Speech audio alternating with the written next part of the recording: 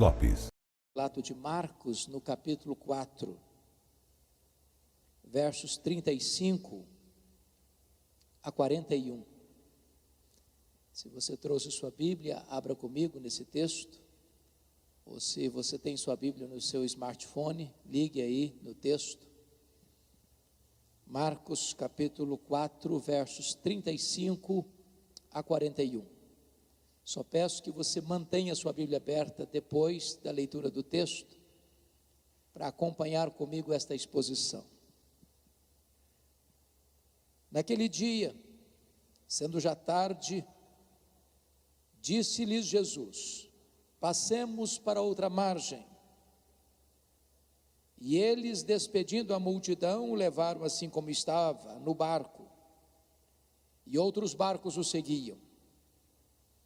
Ora, levantou-se grande temporal de vento, e as ondas se arremessavam contra o barco, de modo que o mesmo já estava a encher-se de água. E Jesus estava na popa, dormindo sobre o travesseiro. Eles o despertaram e lhe disseram: Mestre, não te importa que pereçamos? E ele, despertando, repreendeu o vento e disse ao mar: acalma-te, emudece. O vento se aquietou e fez-se grande bonança. Então lhes disse: por que sois assim tímidos? Como é que não tendes fé? E eles, possuídos de grande temor, diziam uns aos outros: quem é este, que até o vento e o mar lhe obedecem? Eu gostaria de pensar um pouco com vocês sobre o tema não desanime, Jesus está no controle. E quero fazer 4 declarações a título de introdução. A primeira declaração é que as tempestades existem e elas são inevitáveis.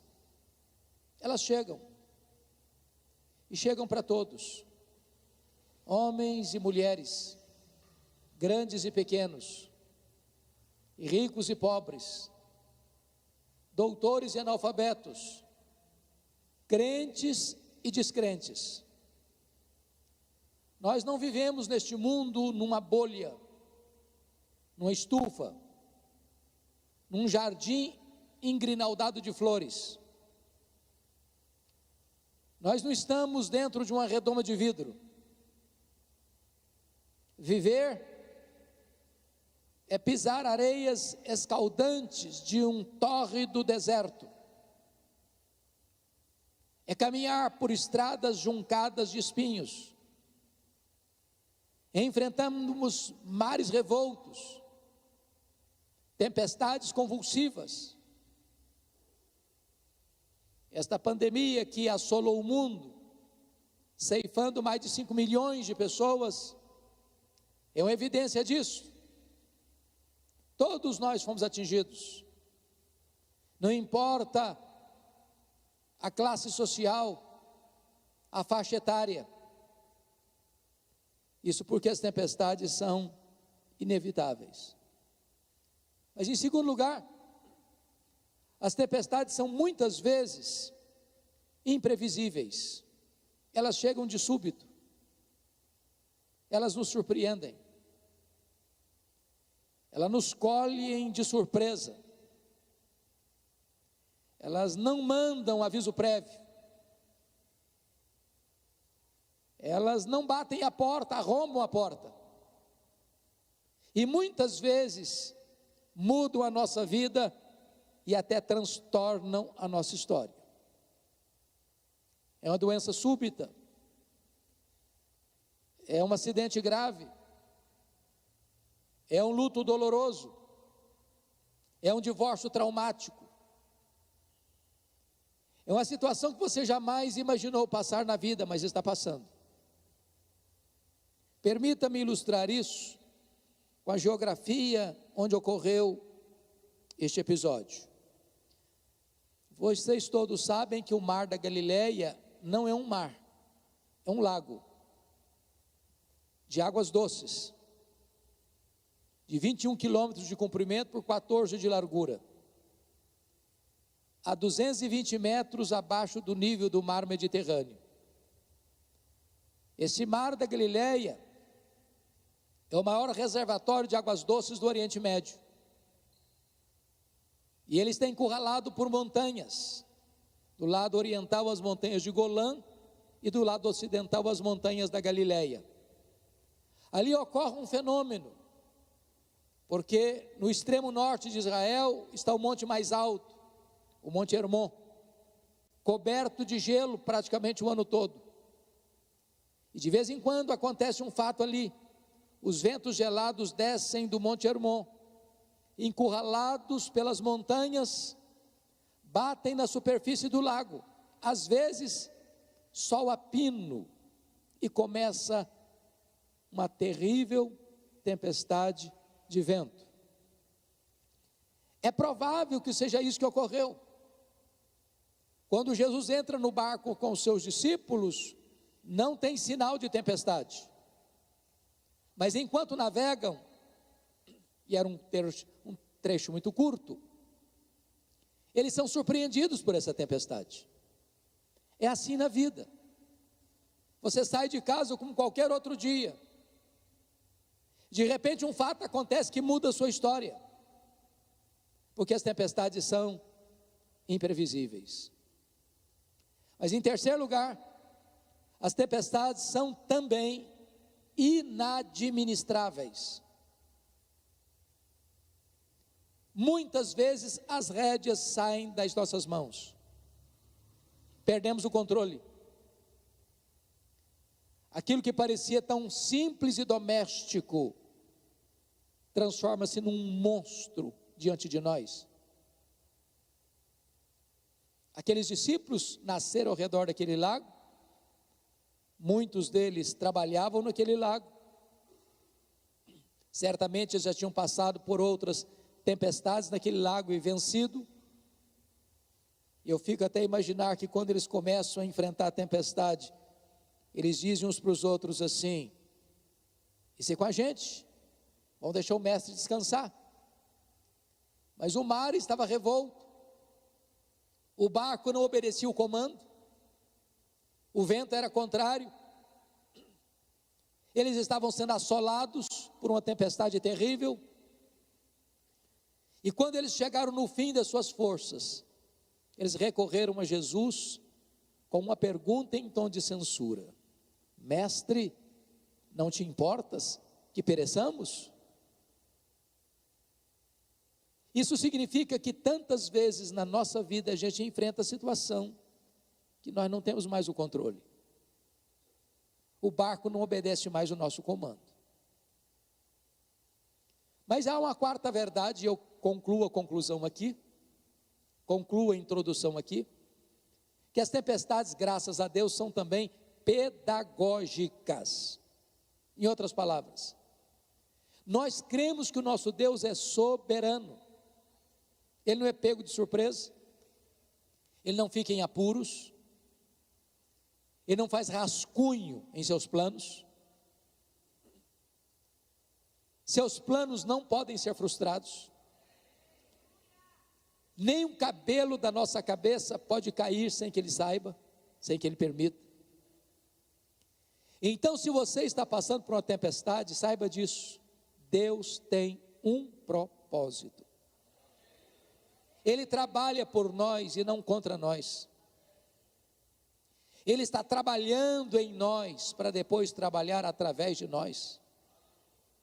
Então ele tem um propósito glorioso, e o propósito é esculpir em nós a beleza do seu próprio Filho.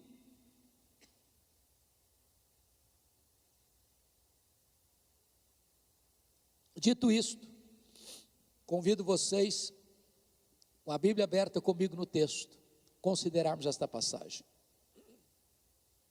O contexto aqui é de Jesus ensinando as parábolas do reino às margens desse lago. Se você já deu aulas ou pregou o dia todo, ao final do dia você está exausto. Então, Jesus entra no barco com os discípulos e diz assim para eles: passemos para outra margem. E ele vai lá para trás, pega um travesseiro, deita e dorme. Enquanto ele dorme, chega a tempestade. Quando os discípulos não conseguem mais administrar a tempestade, recorrem a Jesus, num tom de censura, perguntando: mestre, não te importa que pereçamos? E Jesus acorda, se desperta, repreende o vento, repreende o mar, faz-se grande bonança, e ele devolve a pergunta: por que sois assim tímidos? Como é que não tendes fé? E eles, tomados de grande reverência e temor, perguntam entre si: quem é este, que até o vento e o mar lhe obedecem? Chama a atenção de vocês que o texto todo é regido por essas três perguntas. Se não, vejamos. No verso 38, tem a pergunta dos discípulos: mestre, não te importa que pereçamos? No verso 40, tem a pergunta de Jesus aos discípulos: por que sois assim tímidos? Como é que não tendes fé? E no verso 41, tem a pergunta entre os discípulos: quem é este, que até o vento e o mar lhe obedecem? Como o texto está regido por essas três perguntas, é sobre isso que eu quero conversar com vocês nesta noite. Vamos à primeira pergunta. Mestre, não te importa que pereçamos? Essa é a sua pergunta, é a minha pergunta. É a pergunta da angústia, é a pergunta da dor, da aflição, do desespero. Quando você está sendo moído por um problema, quando você está enfrentando uma crise que se agrava, que se aprofunda, e você se esforça, e você se empenha, e você emprega todo o seu conhecimento, e joga todo o seu coração na solução do problema, e o problema não se resolve. Quando alguém fica doente na sua casa e você ora, e o enfermo piora ainda mais. Quando você está passando uma crise na família, e você jejua, e o problema não vai embora. Quando você está lidando com a crise financeira, e você se esforça, se empenha, e a crise continua mostrando a sua carranca. Nessa hora de você passar pelo vale mais escuro da vida, parece que Jesus ou está longe, ou está silencioso, ou, nas palavras do texto, parece estar dormindo. E você chega a Ele angustiado, não só com a pergunta, mas com a pergunta em tom de censura: mestre, não te importas que pereçamos? Não vais fazer nada? Não estás vendo a nossa dor? Não estás vendo a nossa angústia? Por que eles deviam, ou por que estão fazendo essa pergunta em tom de censura? O que não está bem resolvido na mente deles? Em primeiro lugar, não está bem resolvido na mente deles, irmãos, a conciliação entre a ordem de Jesus, passemos para outra margem, e a tempestade que estão enfrentando. Porque faz parte do nosso imaginário que se eu estou andando com Deus, fazendo a vontade de Deus, não vou ter problema. Quem nasceu num berço cristão aqui desde a infância, se lembra de um cântico que a gente aprendeu lá na infância: com Cristo no barco tudo vai muito bem, vai muito bem, vai muito bem, com Cristo no barco tudo vai muito bem. E aí você diz o seguinte: Jesus está no barco, mas não vai tudo bem não. Ele está no barco, mas a tempestade está aí.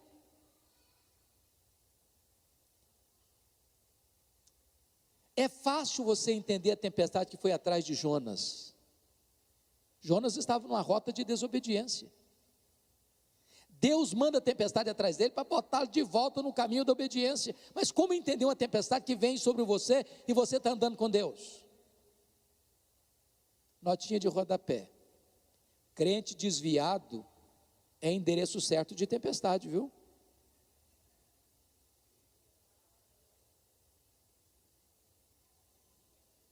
Agora o problema é que esses homens estavam andando com Jesus, obedecendo a Jesus, estão enfrentando uma crise.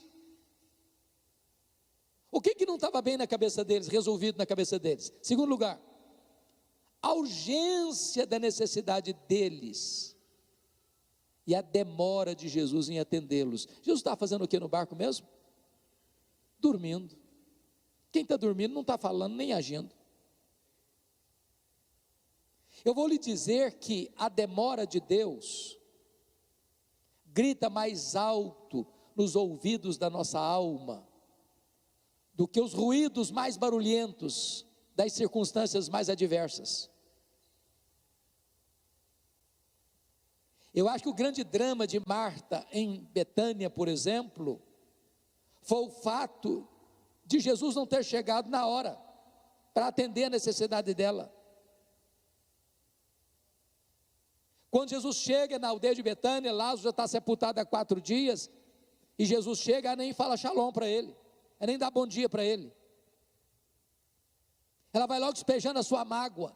Se tu estiveras aqui, meu irmão não teria morrido. Em outras palavras, só chegou tarde demais, agora não adianta mais. E ela conjugou o verbo no passado.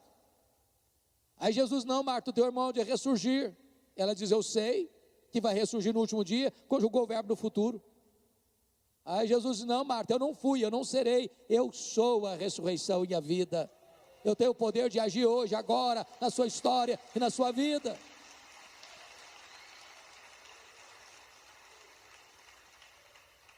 Talvez, meu irmão, você está aqui hoje, passando por uma crise, por uma dor, que está latejando em seu peito, um problema pessoal, problema conjugal, problema com os filhos, problema financeiro, problema de saúde, um problema espiritual.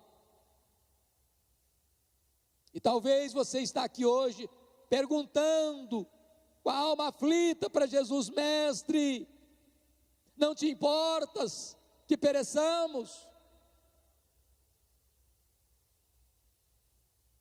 Mas aí diz o texto que Jesus se desperta, repreende o vento, repreende o mar, diz: acalma, sossega, como se o mar tivesse ouvidos e o vento escutasse a voz soberana do Criador, e a criação vai se encolhendo como uma fera assustada e domada pelo Todo-Poderoso Deus.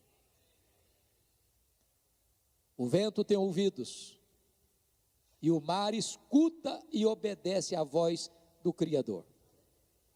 Fez-se grande bonança. Então Jesus se volta para eles e pergunta assim: por que vocês estão com medo? Como é que vocês não têm fé? Agora me permita uma pergunta: se você estivesse lá na mesma circunstância, você estaria com medo?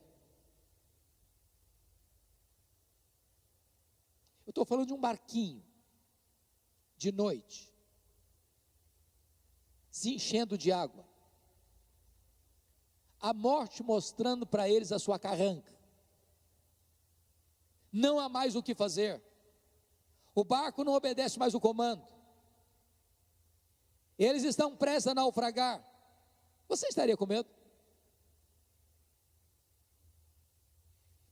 Eu só fiz um cruzeiro em navio grande na vida, fiz vários cruzeiros pequenos, mas num navio grande só fiz um. Saiu de Santos, foi para o interior do Rio de Janeiro. Eu prometi a mim mesmo nunca mais fazer outro na vida. Você pode pagar o navio mais chique, tudo, eu não vou. Foi terrível, horroroso, ondas de 5 metros, Todo mundo naquele navio ficou nauseado. A gente ia para jantar, não conseguia chegar e voltava cambaleando, segurando nas paredes. Quando retornou, o mar muito agitado, eu só fiz uma oração, falei: meu Deus, ou eu durmo ou eu morro. Agora imagine num barquinho pequeno. A grande pergunta é: por que aqueles discípulos deviam ter fé e não medo? Por que vocês estão com medo? Por que vocês não têm fé? Para ajudar vocês na memorização,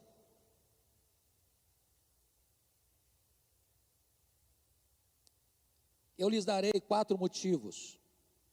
Por que eles deviam ter fé e não medo? Todos começando com a letra P. Primeiro, eles deviam ter fé e não medo por causa da promessa de Jesus. Olha o verso 35. Passemos para outra margem. E eu pergunto a vocês, se Jesus disse passemos para outra margem, qual era o destino deles? A outra margem. Pronto. Então vou lhes fazer uma declaração agora. Se vocês esquecerem tudo, mas guardarem essa declaração, já me dou por satisfeito nessa noite. Promessa de Jesus e realidade são a mesma coisa. Promessa de Jesus e realidade são a mesma coisa. Todas as promessas dele são fiéis e verdadeiras. Em todas você tem o sim e o amém. Ele vela pela sua própria palavra em a cumprir. Nenhuma de suas promessas cai por terra. Ele é fiel e o que ele fala acontece, o que ele faz, ninguém pode fazer o que ele faz. Então, pare de escutar os arautos do caos, os profetas do pessimismo, os embaixadores da incredulidade. Leia sua Bíblia, memorize as promessas de Deus, aproprie-se das promessas de Deus e viva vitoriosamente.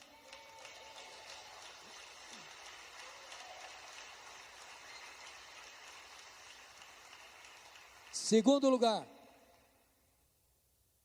por que eles deviam ter fé e não medo? Primeiro, por causa da promessa. Segundo, por causa da presença de Jesus. Meus irmãos, quem é Jesus? É o Criador do céu, é o Criador da terra, é o Criador do mar, é o Criador do vento. A criatura não pode vencer o Criador. O Criador estava dentro do barco, portanto o barco não podia naufragar.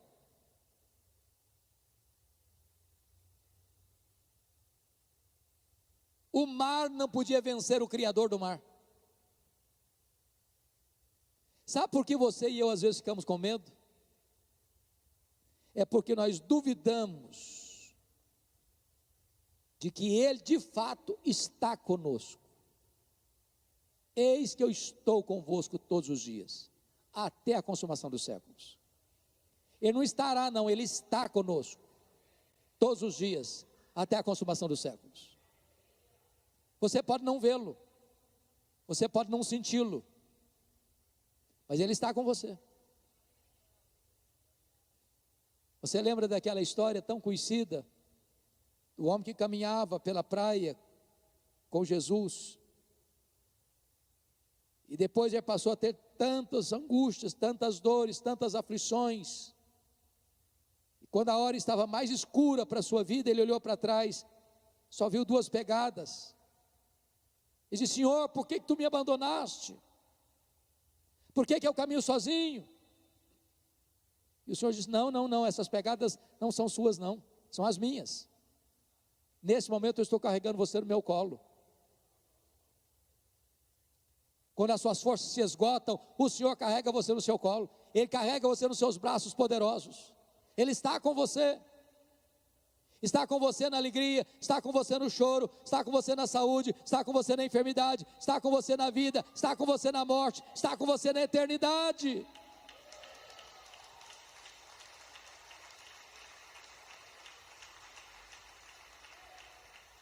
Mas em terceiro lugar, por que eles deviam ter fé e não medo?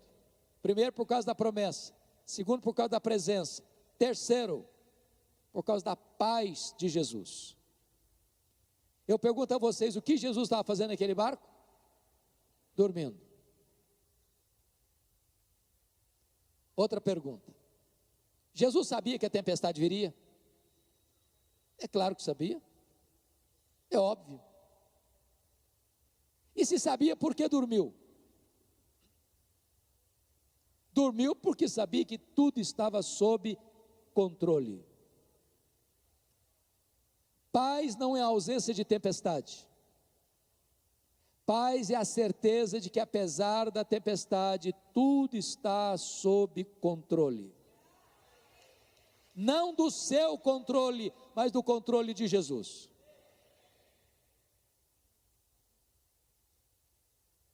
Aliás, a Bíblia diz que esta paz é a paz que excede todo o entendimento. Porque essa paz não é um sentimento. Essa paz não é uma circunstância. Essa paz é uma pessoa. Jesus é a nossa paz. Mas em quarto lugar, por que eles deviam ter fé e não medo? Primeiro, por causa da promessa. Segundo, por causa da presença. Terceiro, por causa da paz. Quarto, por causa do poder de Jesus. Marcos cuidadosamente reúne ao redor desta passagem episódios que tratam do poder de Jesus. Por exemplo, neste texto, Jesus tem poder sobre a natureza. O vento escuta a sua voz, o mar o obedece. Ele manda o sol para. Ele manda as estrelas aparecem. Ele manda o vento se aquieta, o mar se acalma. Ele manda uma mula profetiza. Ele tem todo o poder. A natureza se curva diante da sua presença. Mas em segundo lugar, quando Jesus desembarca do outro lado, depois dessa viagem tempestuosa, curiosamente, Jesus desembarca do lado oriental do lago, numa região gentílica, chamada de Decápolis. A palavra Decápolis significa 10 cidades, eram 10 cidades gentílicas. E é curioso que Jesus desembarca num despenhadeiro, que é um cemitério. Ô gente, tudo que você não espera ver de noite, num cemitério, é gente viva. E Jesus faz propositadamente essa viagem para esse lugar, porque ali havia um homem,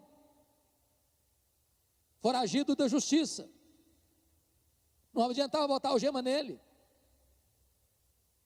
Um homem nu, se ferindo com pedras, gritando de noite e de dia, furioso, tomado de uma legião de demônios.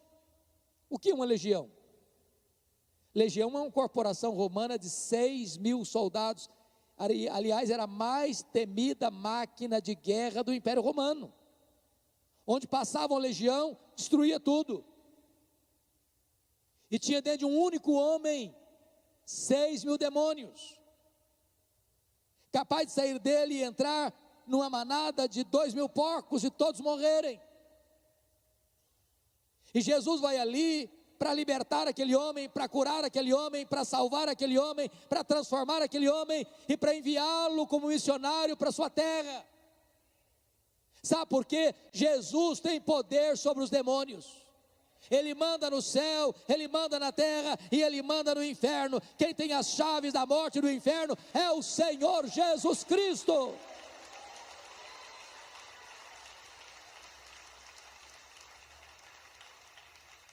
Mas agora Jesus volta para a cidade de Cafarnaum, a parte ocidental do lago, e tem uma multidão seguindo a Jesus. Quando chega o chefe da sinagoga, pedindo para Jesus urgentemente ir à sua casa, porque a sua filha única de 12 anos está à morte. Enquanto Jesus vai com Jairo, uma mulher que estava sofrendo de uma hemorragia crônica há 12 anos, que havia despendido todo o seu dinheiro com os médicos sem lograr sucesso no tratamento, pensou assim: se eu apenas tocar nas orlas ou na orla das vestes de Jesus, eu ficarei livre do meu mal.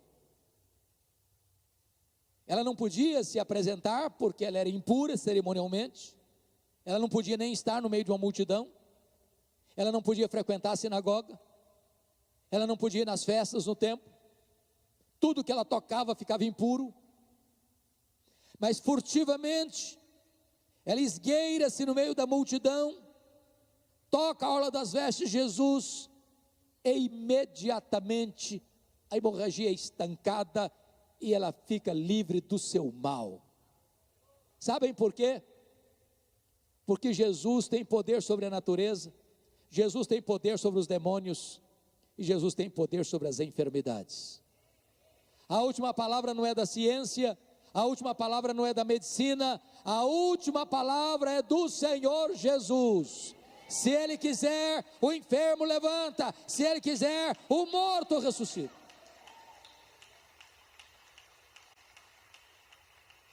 Quando Jesus está atendendo aquela mulher, chegam os emissários da casa de Jairo, dizendo: olha, não incomodes mais o mestre, a tua filha acabou de morrer. O mundo desabou sobre a cabeça de Jairo, mas Jesus diz para ele: não temas, Jairo, crê somente. E Jesus vai para a casa dele, e lá tem um coral chorando, quando entra o solo da ressurreição. E Jesus põe a mão na menina e disse: Talita cumi, que significa: menina, está na hora de levantar. E a morte solta as garras da menina, e ela ressuscita. Sabe por quê? Jesus tem poder sobre a natureza, Jesus tem poder sobre os demônios, Jesus tem poder sobre as enfermidades, Jesus tem poder sobre a morte. Ele entrou nas entranhas da morte, arrancou o aguilhão da morte, matou a morte e ressuscitou, inaugurando a imortalidade. E Ele é a ressurreição e a vida. Você não precisa ter medo, você precisa ter fé.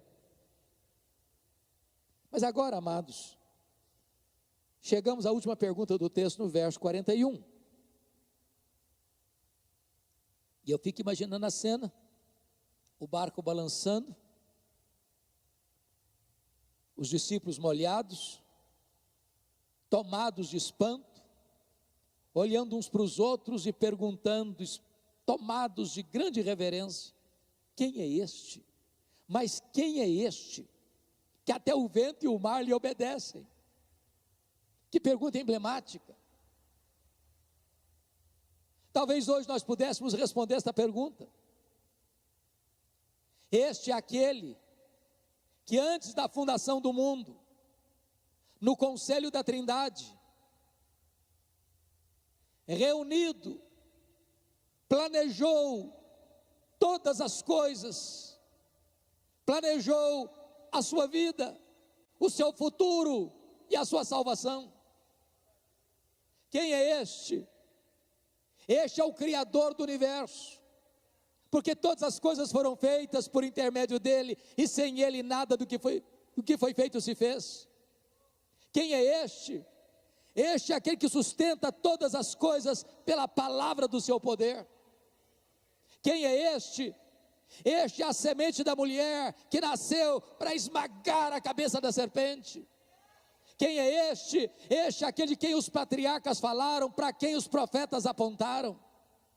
Este é aquele que foi simbolizado pelo Cordeiro da Páscoa, cujo sangue vertido, colocado no batente das portas, libertou os primogênitos do Egito da morte. Quem é este?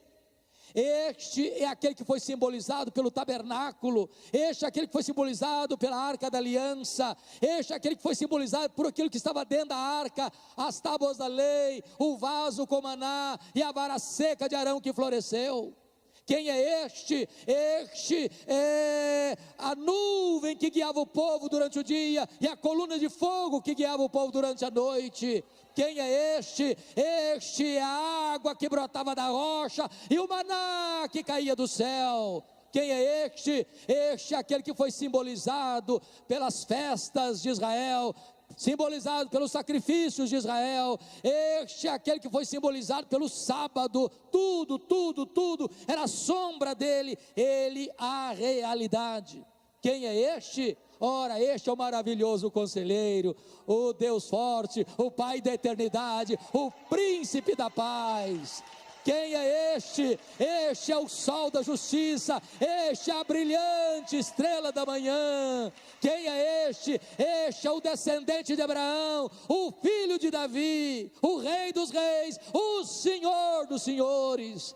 Quem é este? Este é aquele que na plenitude dos tempos veio, nascido de mulher, nascido sob a lei, para ser o nosso Redentor, o verbo eterno, pessoal, divino, que se fez carne e habitou entre nós, cheio de graça e de verdade, e vimos a sua glória, glória como do unigênito do Pai. Quem é este? Este é o Cordeiro de Deus que tira o pecado do mundo, o Cordeiro que foi morto, mas está vivo pelos séculos dos séculos, e tem as chaves da morte e do inferno. Quem é este? Este é a pedra fundamental da igreja, este é o dono da igreja, este é o edificador da igreja, este é o protetor da igreja. Quem é este? Este é o pão da vida, este é a luz do mundo, este é a porta das ovelhas, este é o bom pastor, este é a ressurreição e a vida, este é o caminho e a verdade e a vida, este é a videira verdadeira. Quem é este? Este é o amado da nossa alma, este é o Senhor dos senhores, este é o Rei dos reis, este é o fundamento da nossa fé, este é a nossa alegria, a nossa paz, a nossa justiça, a nossa esperança. Quem é este? Este é aquele que por amor de nós veio ao mundo, fez-se carne, esvaziou-se a si mesmo, assumiu a forma de servo e humilhou-se até a morte, e morte de cruz. Quem é este? Este é aquele que por amor de nós chorou no Getsemane, sangrou no Getsemane. Este é aquele que foi levado ao pretório romano e foi espancado e foi vilipendiado e carregou aquele lenho maldito pelas ruas apinhadas de Jerusalém. Quem é este? Este é aquele que foi dependurado no madeiro, mas transformou aquele patíbulo de horror num palco para a glória de Deus e para a nossa eterna redenção. Quem é este? Este é aquele que morreu pelos nossos pecados segundo as Escrituras, foi sepultado e ressuscitou segundo as Escrituras. Quem é este? Este é aquele que voltou para o céu em glória, este é aquele que derramou o Espírito Santo sobre a igreja, este é aquele que está assentado à destra de Deus como nosso sumo sacerdote. Quem é este? Este é o Rei dos reis, que dirige as nações, que controla o universo, que depõe reis e levanta reis, que abate reinos e levanta reinos. Quem é este? Este é o noivo da igreja que vai voltar pessoalmente, visivelmente, audivelmente, repentinamente, inesperadamente, gloriosamente.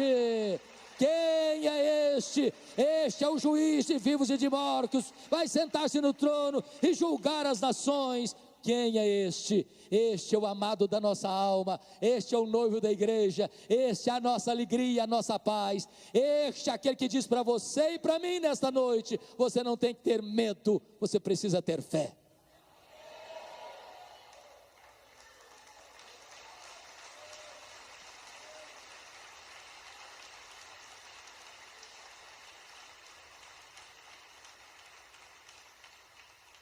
Este é aquele que está aqui hoje e requer de você uma decisão, uma entrega urgente e incondicional, porque este é o único nome dado entre os homens pelo qual importa que sejamos salvos, o único mediador entre Deus e os homens, o único que morreu naquela cruz pelos seus pecados, para reconciliar você com Deus. Este é o único que pode salvar você, trazer paz à sua alma, restauração à sua vida, e dar propósito à sua família. Você não pode estar neutro diante dele nesta noite. Quem não é por mim, é contra mim. Quem comigo não ajunta, espalha, disse o Senhor. Mas este é aquele que requer de você uma decisão hoje, porque amanhã pode ser tarde demais. Se hoje você ouvir a voz de Deus, não endureça o seu coração. Porque como você escapará se você negligenciar tão grande salvação? Que Deus abençoe a sua vida. Que essa seja a noite mais feliz da sua história, a noite da sua entrega a Jesus, a noite em que os anjos hão de celebrar a sua reconciliação com Deus. Deus abençoe.